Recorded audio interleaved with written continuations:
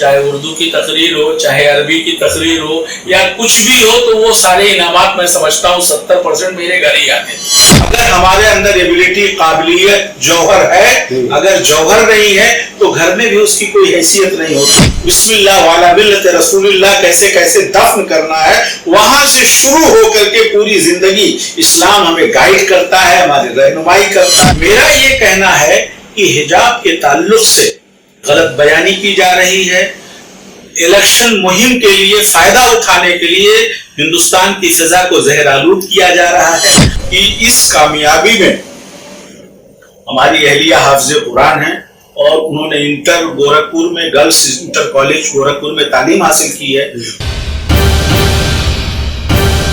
دوستو السلام علیکم ورحمۃ اللہ وبرکاتہ۔ آج میں آپ کی ایک ایسی شخصیت سے ملاقات کراؤں گا کہ جو کہ محبوب علماء ہے، مولانا علی میاں ربی صاحب ہو، مولانا سالم قاسمی صاحب ہو، یا موجودہ دور کے عالم اسلام کے معروف اسلامی اسکالر جناب مولانا سلمان ندوی صاحب ہو، ان کے بہت ہی چہیتے مولانا عزیز اللہ خان صاحب۔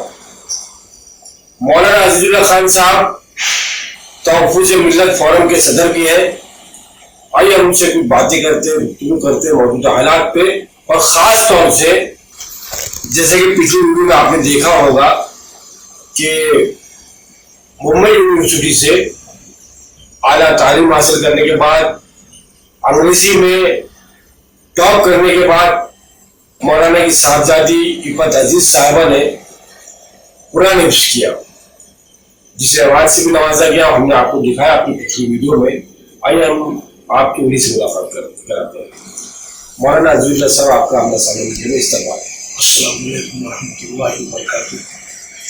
عزیز صاحب، ماشاءاللہ ہم نے یہ دیکھا کہ آپ کی صاحبزادیاں، آپ کا بیٹا اسامہ عزیز، جنہوں نے سی بی ایس ای میں ٹاپ کیا، اور آپ کی صاحبزادی جنہوں نے انگریزی میں لٹریچر میں ٹاپ کرنے کے بعد میں قرآن حفظ کیا، تو یہ پورا جو ہے معاملہ کہاں سے بنا؟ گھر کی تربیت سے، بچوں کو اپنا شوق، یا آپ کا اپنا جو اسلامی ماحول جو رہا ہے اس کے اثرات ہے؟ میں یہ جاننا چاہتا ہوں سب سے بڑی بات یہ ہے کہ ہم نے کوشش کی کہ ہم پورے طور پر تو یہ نہیں کہہ سکتے کہ ہم اسلام کو اپنے گھر میں نافذ کر دیے ہیں، لیکن یہ ضرور کوشش کی کہ اسلامی ماحول کے اثرات گھر کے در و دیوار پر رہیں اور اسی فضا میں بچے تربیت پائیں۔ اور اس سے بڑی بات یہ ہے کہ ٹیلی ویژن آج بھی میرے گھر میں نہیں ہے، اور مجھے لگتا ہے کہ یہ بہت بڑا فتنہ تھا جو اللہ نے ہم لوگوں کو بچایا، اور اس کے جو اثرات ہوتے، شیطانی اثرات، اور اس زمانے کے جو جتنے غلط اثرات ہو سکتے تھے وہ ٹیلی ویژن کے ذریعہ گھر میں داخل ہوتے۔ ہم نے کوشش یہ کی، اخبار کے ذریعہ نیوز کو میں 4-5 اخبار روز منگاتا ہوں، اور میں خبریں اس سے پڑھتا ہوں، اور کوشش کرتا ہوں کہ کوئی بھی نیوز مجھ سے، میرے نالج سے باہر نہ رہے۔ تو ہم لوگوں نے شروع سے یہ کوشش کی، اور اللہ کا کرم رہا، بہت حد تک ہم لوگ اس میں کامیاب رہے۔ تو بچوں کو 100% ہماری یہ کوشش رہی، ہم لوگوں نے محنت کی کہ دینی ماحول میں بچوں کی تربیت ہو، اور وہ اخلاقی جو خرابیاں ہوتی ہیں ان سے بہت حد تک وہ دور رہیں۔ اللہ نے اس میں ہماری مدد کی، اور بہت حد تک ہمیں اس میں کامیابی ملی۔ مجھے لگتا ہے کہ جو غیر اخلاقی چیزیں تھیں وہ گھر میں نہیں داخل ہو پائیں، اس سے بچوں کو ایک صحت مند معاشرہ ملا، ایک صحت مند سماج ملا، ایک صحت مند ماحول ملا، جس میں وہ پروان چڑھے، اور اللہ رب العالمین کی خصوصی مدد کے ذریعہ انہیں اعلیٰ تعلیم حاصل کرنے میں پردے کے ساتھ، نماز کے ساتھ کہیں کوئی رکاوٹ نہیں محسوس ہوئی، اور آج بھی وہ بڑی کامیابی کی طرف رواں دواں ہے۔ اللہ کا ہم شکر ادا کرتے ہیں کہ اللہ نے ہم لوگوں کو یہ مواقع فراہم کیے، اور آج بھی ہم کوشش کرتے ہیں کہ دینی ماحول میں، اسلامی ماحول میں جتنا ممکن ہو سکے، جتنا ہماری حیثیت ہے اس میں بچے آگے بڑھیں۔ میں آپ کی زبان سے یہ جاننا چاہتا ہوں کہ آپ کے صاحبزادے اسامہ عزیز نے کیا منزل حاصل کی، کہاں تک پہنچے وہ عصری اور دینی تعلیم کے ساتھ ساتھ؟ وہیں آپ کی صاحبزادی عفت عزیز یا اور جو آپ کے بچے؟ جی، اسامہ عزیز صاحب نے، بیٹے نے سب سے پہلے کوشش بچپن سے یہ کی کہ وہ بہت چھوٹے تھے تو ان کو ہم نے اپنے گھر میں رمضان کے مہینے میں، غیر رمضان میں جب کوئی قاری بمبئی آتے تھے یا ہوتے تھے تو ہم ان کو گھر میں بلواتے تھے اور ان کی قرت کرواتے تھے، اور بچے کے اندر یہ جذبہ پیدا کرنا چاہتے تھے کہ یہ کوئی بڑی چیز ہے، اور اب وہ خصوصی دعوت کرتے ہیں قاریوں کی، علماء کی، بڑے علماء کی، مفکرین اسلام کی، تو اس سے گھر کا ماحول ایک سازگار ماحول ملا، تو بچوں کو قرآن سے شغف ملا اور انہوں نے قرآن کی حفظ کرنے کی کوشش اور وہ بچپن سے اس کو اچھی طرح یاد کرنے کی کوشش اسامہ عزیز نے بھی، عفت عزیز نے بھی، اور ہماری چھوٹی بیٹی جو تیسرے نمبر کی ہے جنہیں بشرا عزیز کہتے ہیں، انہوں نے بھی کچھ پارے حفظ کیے ماشاءاللہ، کافی اچھی تجوید کے ساتھ قرآن پڑھنا انہیں بھی آتا ہے، اور یہ ہم لوگوں نے ماحول گھر کا بنانے کی، اور قابل ذکر بات یہ ہے کہ امام حرم تشریف لائے ہوئے تھے ڈاکٹر ذاکر نائک کے پروگرام میں، مولانا سلمان ندوی صاحب تشریف لائے تھے، تو ہم نے بیٹے کے لیے خصوصی دعا امام حرم سے سمیہ گراؤنڈ میں کرائی تھی، اور میں نے کوشش اور کی تھی جتنے بزرگان دین اس شہر میں آتے ہیں ان سے ہم کیا فیض حاصل کرا سکتے ہیں، کیا فیض خود حاصل کر سکتے ہیں، تو اس طرح ہم نے ان سے ملوانے کی کوشش کی، بچپن سے ایک شوق اور ذوق پیدا کیا۔ ان کی تعلیم یہ ہے کہ انہوں نے CBSE تک کی تعلیم البرکات سے حاصل کی، ماشاءاللہ CBSE میں انہوں نے ٹاپ کیا، اس کے بعد جی مہاراشٹر میں ٹاپ کیا، جی مہاراشٹر میں ٹاپ کیا، قرآن کی کچھ پارے اسی وقت ان کو حفظ ہو چکے تھے، اس کے بعد ان کو ہم نے 12ویں تک پھر انہوں نے یہاں پڑھا اور سنہل کلاسز میں وہ کلاسز لیتے رہے، اور اس کے بعد 1 سال کوٹا میں انہوں نے تعلیم حاصل کی، اس کے بعد ان کا سلیکشن ریزوننس کوٹا میں انہوں نے تیاری کی، اور ان کا یہ تھا کہ IIT میں میرا داخلہ ہو اور میں IIT میں انجینئرنگ کروں۔ اس کے بعد الحمدللہ ان کا ہماچل میں نام آیا تو ہم نے ہماچل نہیں بھیجا، ہم لوگوں نے یہ فیصلہ کیا محفوظ جگہ پہ ان کی تعلیم ہو، تو ناگپور NIT سے انہوں نے NIT انجینئرنگ کیا الیکٹرانک اینڈ کمیونیکیشن میں، اور کیمپس میں ہی ان کا پڑھنے کے زمانے میں سلیکشن ہو گیا امریکن کمپنی نیٹ کراکر ٹیکنالوجی میں۔ اس کے بعد انہوں نے جوائننگ کی 1 ستمبر 2022 کو، اور ان کو شروع کا جو پیکیج ہے 15 لاکھ روپیہ سالانہ ہے، یعنی 1,25,000 روپے پر منتھ ان کو، اور باقی ٹریولنگ سہولت اور دوسری سہولتیں بھی ہیں۔ اب وہ بنگلور میں جوائننگ کر کے کام کر رہے ہیں جی۔ اور بیٹی نے بھی عفت عزیز نے شروع سے بھی ماشاءاللہ انہوں نے علانہ میں پڑھائی کی، کیونکہ البرکات اس وقت شروع نہیں ہوا تھا، تو دونوں بیٹیاں البرکات میں، ایک بیٹا اور بشرا عزیز اور اسامہ عزیز یہ البرکات میں پڑھے، اور عفت کو موقع نہیں ملا کیونکہ وہ اسکول اس وقت شروع ہی نہیں ہوا تھا، اور یہاں کوئی ایسا اسکول نہیں تھا CBSE کا جس میں ہم تعلیم دلا سکیں، تو انہوں نے علانہ انگلش میڈیم انجمن اسلام علانہ انگلش میڈیم کرلا سے تعلیم حاصل کی 10ویں تک۔ علانہ میں بھی تعلیم حاصل کرنا میں سمجھتا ہوں کہ کوئی چھوٹی بات نہیں ہے، کیونکہ بڑا ادارہ ہے جی۔ انہوں نے تعلیم حاصل کرنے کے بعد پھر SIS سے انٹر کیا، اس کے بعد سمیہ میں انہوں نے BA کیا، اور بامبے یونیورسٹی سے MA کیا، جس میں انہوں نے انگلش لٹریچر میں بامبے یونیورسٹی ٹاپ کیا، اور BA سمیہ میں بھی تھی، تب بھی وہ ٹاپر ہی تھی ماشاءاللہ۔ اور اس کے بعد یہ لاک ڈاؤن میں موقع ملا، انہوں نے قرآن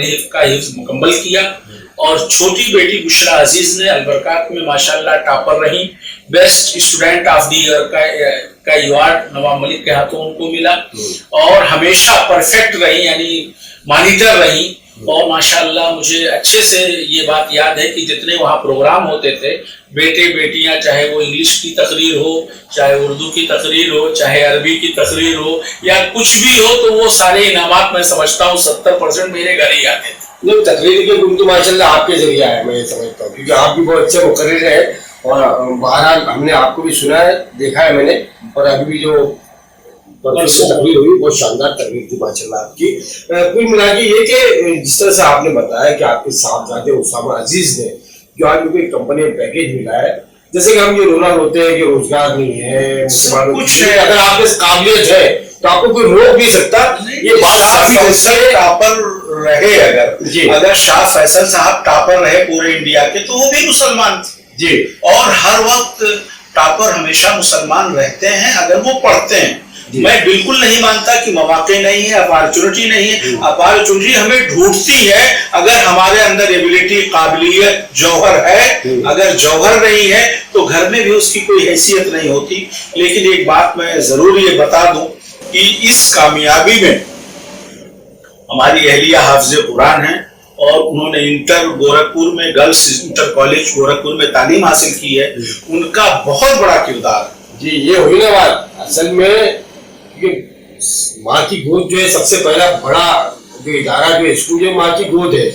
یہ اصل وہاں سے قرآن. بالکل بالکل، یہ بہت آپ نے اہم بات بتائی. میں تھوڑا آپ ٹی وی کی بات کریں، جیسے کہ آپ کے یہاں ٹی وی نہیں ہے، لیکن آج تو موبائل پہ خباثت کا دروازہ ہی ہے. موبائل تو ہر ہاتھ میں ہے. اس سے کیسے بچائیں گے لوگ اس کو؟ نہیں، ہم نے یہ کوشش کی بچوں کو کہ بیٹا یہ بہت زیادہ نقصان دہ چیز ہے اور اس سے آپ رحمانی راستے سے بھٹک کے شیطانی راستے پہ چلے جائیں گے تو اس کا زیادہ، ان لوگوں کا زیادہ وقت قرآن پڑھنے میں، نماز پڑھنے میں. تو اللہ تعالیٰ نے ان شرور و فتن سے محفوظ رکھا جو موبائل کے ذریعہ گھروں میں آتی ہیں. اور اللہ کا کرم ہے کہ بچے چاہے وہ کالج میں رہے، چاہے چھوٹی بچی ہو یا بڑی بیٹی ہو، سب نے ہر جگہ نماز پڑھی. یونیورسٹی میں بھی وہ کمرہ باقاعدہ ساون کر کے ایک انکل تھے، وہ کھول کے دیتے تھے، تب بھی یہ نماز پڑھتے تھے. ایک قابل ذکر واقعہ میری زندگی کا بہت اہم ہے. ہماری بیٹی نے کالرا شکلا کلاسز میں داخلے کے لیے ہم لے گئے گھاٹ کو پر.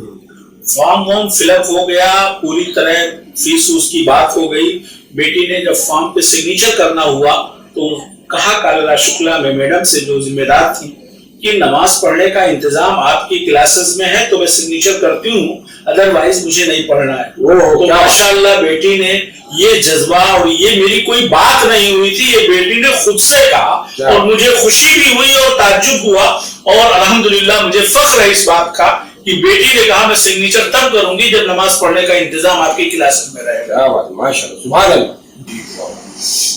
آخری سوال. جی سوال کیا میں چاہتا ہوں کہ میں نے آپ کی صاحبزادی عزیز صاحبہ سے بھی سوال کیا میں نے، تو کرناٹک کے حجاب کا معاملہ چل رہا ہے، اس پر آپ کیا روشنی ڈالیں گے؟ میں وہ چاہتا ہوں. سب سے پہلے ہمارے پاس جو اسلام ہے، یہ ہم پراؤڈ کرتے ہیں کہ ہمارے پاس ایسا مذہب ہے کہ ہمیں پوری زندگی کیسے بچہ پیدا ہوگا تو اذان کہنی ہے، کس طرح کان میں تکبیر کہنی ہے، اور مرنے تک بسم اللہ والا ملت رسول اللہ کیسے کیسے دفن کرنا ہے، وہاں سے شروع ہو کر کے پوری زندگی اسلام ہمیں گائیڈ کرتا ہے، ہماری رہنمائی کرتا ہے. اور اس طرح زندگی کا کوئی شعبہ ایسا نہیں ہے جہاں اسلام نے ہمیں یہ نہ بتایا ہو کہ کھانا کیسے کھانا ہے، سونا کیسے ہے، ہنسنا کیسے ہے، پہننا کیسے ہے، کھانا کیسے ہے. ساری چیزیں اسلام نے ہمیں گائیڈ کی ہیں. پردہ بھی اسی میں سے شریعت کا ایک حصہ ہے اور پردہ فرض ہے. جو لوگ اسلام سے ناواقف ہیں یا جان بوجھ کے شرارت کر رہے ہیں یا قرآن کے اندر ان کو یہ چیزیں کھٹکتی ہیں کہ ان کو فخر ہے پردے پہ، تو وہ چاہتے ہیں یہ بے پردہ ہو جائیں. لیکن ہم بے پردہ نہیں ہوں گے، ہم انہیں بے پردہ کریں گے.